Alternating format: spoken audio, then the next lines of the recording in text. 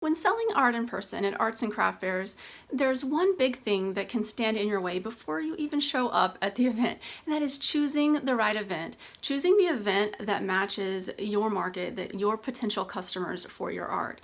And this is something that it took me several years of just basically trying shows. When I would pick a show, it was like I would have a blindfold on, I would have darts in my hand, and someone would spin me around in circles, let me go, and then try to have me throwing them at a dartboard. And I was just like throwing them everywhere. Every once in a while, some of them hit on a board, but I didn't know how or why or anything. And so then after doing that for a couple of years, I started having a lot more forethought about what I was doing and making purposeful decisions about which art fair I choose to do. Because I mean, it's your time. You only can do so many of these a year.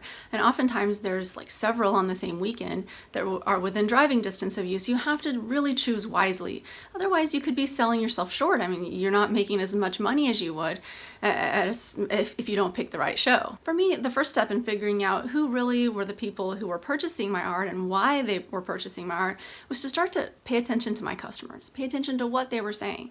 And a lot of my people, they weren't buying my originals at these shows. They were buying my $15 to $20 prints, like low-cost items. They were buying them for kids' rooms and gifts for people, also for just something fun to make them smile, like hang on a little office wall area or something like that. Most people were not buying them for big pieces over their couch.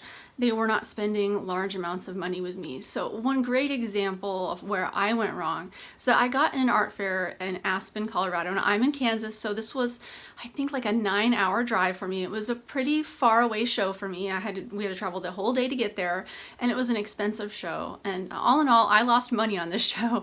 And it's because if I was gonna go to this show, what I realized when I got there and I set up all my stuff, I had stuff that was priced in affordable ranges. Like everything was under $100 mostly. I mean, I had a few pieces that were above $100, but most things that were even ready to hang on the wall were like $100, and the prints were $15 to $20. The people in Aspen were not at all interested in something at that low of a price point. And it's not that I needed to raise my prices, because I could have just tripled my prices on everything, and then I would have had the prices in line with everything else that was at the show. But the thing is that they weren't interested in smaller art. They wanted big things, like big wall-sized pieces that were $3,000. This is something that I don't make. I make animal art and I make surrealism landscapes, but I don't make these like massive, like 60 by 40 or larger pieces for behind someone's couch. And that's what was selling, or big sculptures, really expensive art that, in all honesty, won't sell here in Kansas or won't sell very often. And so what I learned from this experience is that just because I can get into a better art fair and my art will pass the jurying to get in, it doesn't mean that that art fair is going to fit and be the best fit for me to be able to make sales from a customer base standpoint. On the flip side, as I was throwing the darts at just everything, I found some craft fairs. They were in the top 100 list of the Sunshine Artist magazine. If you want to know what that is, look in the description area. I have a whole video where I talk about that, and how you can choose good art fairs with that. But I picked one of the shows out of there, and it was a craft fair, and I'm an artist. I kind of had a little bit of a bad attitude toward craft fairs, because I thought, it's just like really cheap stuff. It's like a flea market and everything has to be cheap. You can't make money out of them, and I'm just gonna go there and probably like have a lot of junk around me, and it's kind of lowering myself. And that's what I had thought before I started doing them. And I had heard other artists talk about craft fairs that way, so I kind of figured, this is not gonna be good, but I needed something to do. I needed money, so I was gonna give it a try. And what I found is that I actually sell better at craft fairs than I sell at fine art fairs. I'll make way more money. Honestly, more money than what most of the artists are making at the fine art fairs. I know, because I go to the fine art fairs and I also sell fairly well at those, and I talk to the artists around me and ask how they're doing, what they're making, and I'll make a lot more at the craft fairs than what most of them are making at the art fairs. So I don't think that craft fairs are bad. The thing is, though, is that craft fairs, you have to put up with a lot at them.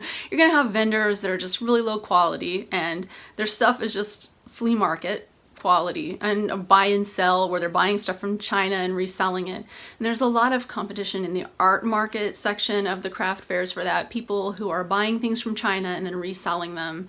And there'll be paintings of whatever, like paintings of animals, but that they mass produce in China, canvas prints or something, and then they're trying to sell them as real paintings and all of that stuff. So customers have to sift through all this crap to actually find good artists, you know, real art that's at these things that's handmade.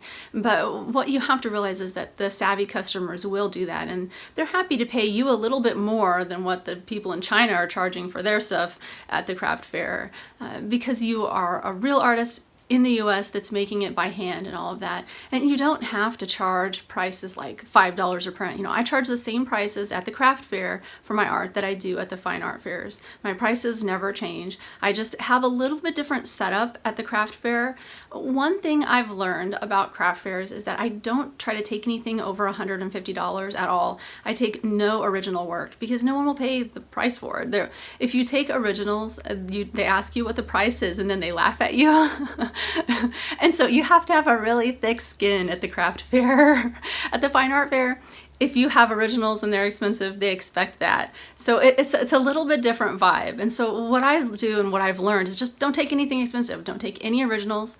Have all of my cheap stuff there. And then they'll even look at the cheap stuff, which is like $100 ready to hang, you know, framed print or something. They'll even look at that and be like, oh my God, that's so expensive. And, you know, I just kind of laugh to myself like, really, you think that's expensive? But if you're willing to take some crap from some people about your prices, you can make a lot of money at craft fairs. And so my tips for you, if you're trying to figure out where you fit in before you start doing art fairs, is to start thinking about your pricing structure and how much you're selling your work for, whether it's really large work or whether it's smaller work that people are buying for gifts.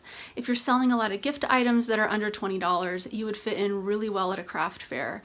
If you're selling only original work that's large and you have nothing priced less than $250, then you do not want to ever go to a craft fair. You want to only do fine art fairs. In closing, I hope you find these tips helpful. If you have any comments, please post them below. I'd love to hear your thoughts. And if you have any questions about doing art fairs or anything about being an artist and having a successful art career, I'd love to hear those as well because they may be topics for future videos. All right, thank you so much for watching. See you later.